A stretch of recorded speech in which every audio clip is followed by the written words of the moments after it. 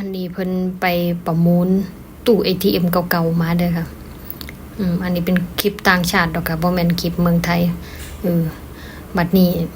ไปถาเบิ่งนำกันว่ามันสิมีเงินเหลือทางไหนนี่บ่ถาเบิ่ง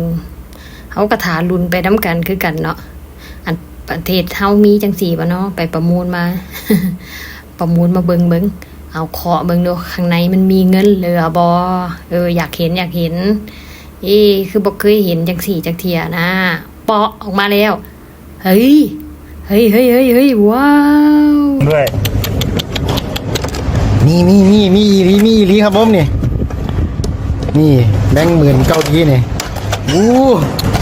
เห็นแล้วได้เงินหมื่นเนาะป๊าดเป็นอะไรนี่นะหมื่นวอนนี่